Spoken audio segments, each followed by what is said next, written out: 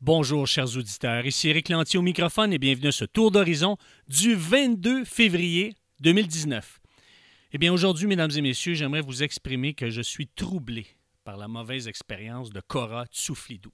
Et oui, peut-être que ce nom ne vous dit rien, mais si je vous parlais des restaurants Cora Déjeuner, et là, vous allez dire « Ah ben oui, Cora! » Et oui, cette Cora a participé à l'émission La Vraie Nature et dimanche dernier, le 17 février, eh bien, j'ai visionné cet épisode et j'ai été troublé. J'ai été troublé par le témoignage de Mme Cora. Elle a expliqué pourquoi elle a quitté son mari.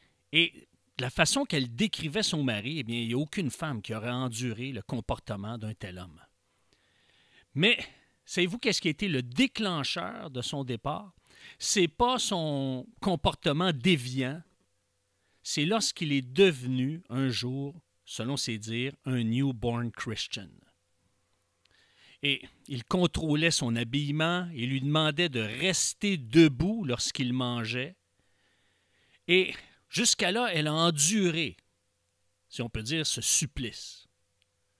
Mais ce qui a été l'élément déclencheur, c'est lorsqu'il s'est mis à crier parce qu'il allait être en retard à l'église et que sa fille lui a répondu « De toute façon, tu n'es pas d'accord à ce que les femmes aillent à l'église, tu crois qu'elles ne doivent pas y aller. » Et là, il a giflé sa fille. Et ça a été le moment décisif. Mme Cora a décidé de quitter son mari. Maintenant, ça m'a troublé parce que c'est pas un comportement qui est cohérent avec ce que le Nouveau Testament nous enseigne, avec ce que Dieu nous enseigne. C'est pas cohérent avec les enseignements de Jésus, avec les enseignements des apôtres. C'est pas un comportement qui est cohérent.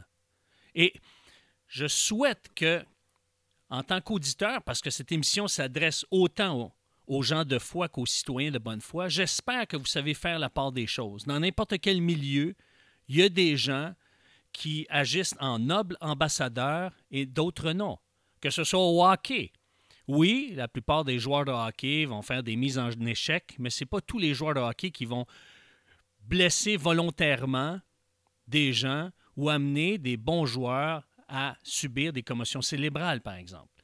Ce n'est pas tous les politiciens qui sont corrompus ou qui reçoivent des pots de vin ou qui vont magouiller, comme on dit en bon québécois, mais ça arrive. Et même dans le milieu chrétien, il y a des gens qui, malheureusement, ont un comportement qui n'est pas cohérent avec l'Évangile. Il y a deux, trois petites choses que j'aimerais attirer votre attention. Premièrement, l'habillement.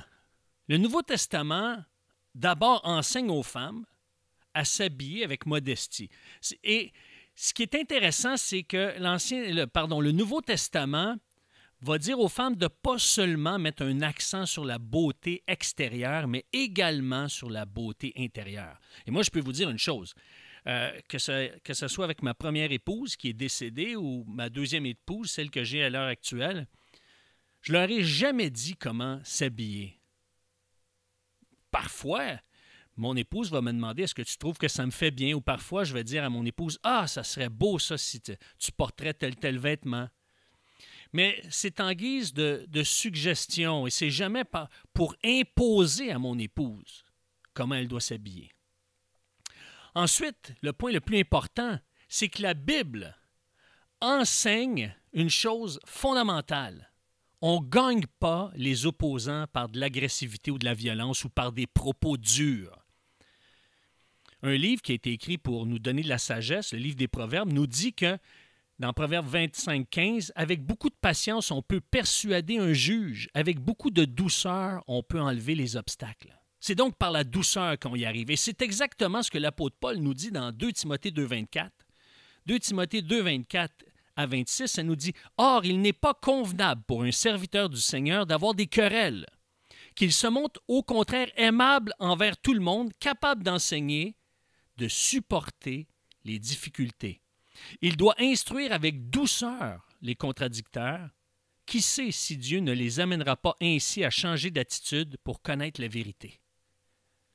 Alors, ils retrouveront leur bon sens et se dégageront des pièges du diable qui les tient encore captifs et assujettis à sa volonté. » Donc, voyez-vous que c'est par la douceur qu'on gagne nos opposants et non pas par la violence ou par des propos blessants et irritants. Et c'est pour ça que ça m'attriste, ce qu'a vécu Mme Cora. Et sachez, Mme Cora, que ma prière pour vous, c'est que le Dieu d'amour, le Dieu véritable, se révèle à vous, qu'il renouvelle l'image que vous avez de lui. Parce que mon désir le plus profond, c'est que vous puissiez tomber en amour avec ce Dieu d'amour. Eh bien, sur ce, puisque le temps file, eh bien, je vous dis, mesdames et messieurs, au revoir et à la semaine prochaine. Merci beaucoup d'avoir été là.